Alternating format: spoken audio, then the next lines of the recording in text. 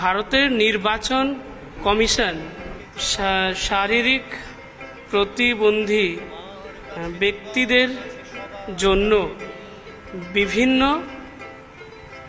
সুযোগ সুবিধা দিয়ে থাকে। জীবন যাকে জীবন দিল, জীবন মানে সেই বন্ধু তোমার কি যন্ত্রণা, ঘুম এলো না, ভাত খেলে না। আমার মনে হয় যারা দেখতে পায় না, হেলেন কেলার যেটা বলতেন, তারা অনেক বেশি কিছু দেখতে পায়। ভোটের আগে প্রতিশ্রুতি আমরা দেখি সেগুলো হচ্ছে কিনা, ওনারাও দেখতে পান হচ্ছে কিনা। যে স্পর্শটা না, ওই স্পর্শটা আমাদের কান চোখের আগে। তো যারা ছুঁতে জানে, যারা ছুঁয়ে রাস্তা চেনে, যারা ছুঁয়ে পড়ে, যারা ছুঁয়ে জীবন চেনে, তারা যদি ছুঁয়ে ভোট দিতে পারে তাহলে হয়তো একটা দারুণ ভোট হতে পারে। এটা ভীষণ অবাক করেছে আমাকে, আমি শোনার পরে ভীষণ অবাক হয়েছি। এটা একটা দারুণ ব্যাপার এবং এটা হওয়া উচিত। 1950 সালের জনপ্রতিনিধিত্ব আইনের 14 ধারা অনুসারে, অর্থাৎ এই ধারা প্রয়োগ করে নির্বাচন কমিশন দৃষ্টিহীনদের ভোটাধিকার প্রয়োগ করার অধিকার দিয়েছে। বিষয়টা হচ্ছে যে এই ধারাতে বলা রয়েছে, যদি কোনো দৃষ্টিহীন ভোটার তারা যদি ব্রেল ল্যাঙ্গুয়েজ না জানেন, তাদের ক্ষেত্রে একজন সহকারী থাকতে পারে। সেই সহকারীকে নিয়েই দৃষ্টিহীন ভোটার বুথে আসবে এবং প্রিজাইডিং অফিসারকে জানাবেন, এবং সেই প্রিজাইডিং অফিসার একটি ফর্মে প্রথমে দৃষ্টিহীন ভোটারের নাম লিখবেন, তারপরে সহকারীর নাম লিখবেন এবং তারপরে নিজের সই করবেন, এবং একই সঙ্গে সেই বুথে থাকা 3 জন কর্মী ইলেকশন কমিশনের, তারা তাদের স্বাক্ষর করবেন এবং বিভিন্ন দলের, রাজনৈতিক দলের যারা পোলিং এজেন্ট থাকবেন তারা সেখানে স্বাক্ষর করবেন। তারপর সেই দৃষ্টিহীন ভোটার তার পছন্দ মতো তার সহকারীকে জানাবেন তিনি কোথায় ভোটদান করতে চান।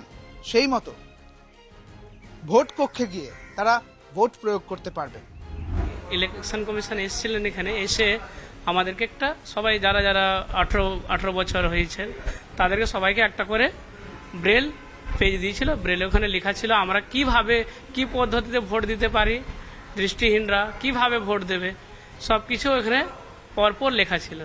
আমাদের সুবিধে হয়েছে ঠিক, কিন্তু মাঝে মাঝে বুথে কিন্তু বার করতে চান না ওনারা বলে নাই কখনো, কিন্তু যে আমাদের লেখা যে থাকে সেটা কিন্তু মাঝে মাঝে ডটটা পুরো মুছে যায়, ফলে আমাদের একটু পড়তে অসুবিধা হয়।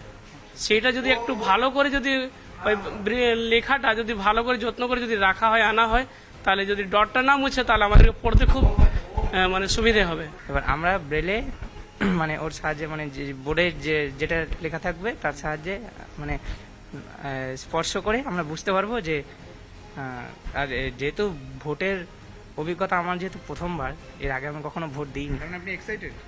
হ্যাঁ। এই বিষয়টিকে সাধারণ মানুষ এবং দৃষ্টিহীন ভোটাররা যেমনভাবে দেখছেন, তারা বলছেন যে এই বিষয়টি সত্যিই খুব উল্লেখযোগ্য এবং তাতে তারা ভোট দিতে পারছেন। এই বিষয়টা একটা উল্লেখযোগ্য বিষয়। নির্বাচন কমিশন মনে করছে যে যেহেতু এসআইআর হয়েছে, কাজেই এই দৃষ্টিহীন ভোটাররা এবারে তাদের যে ভোটদান তাতে কিন্তু তার শতাংশ বাড়বে।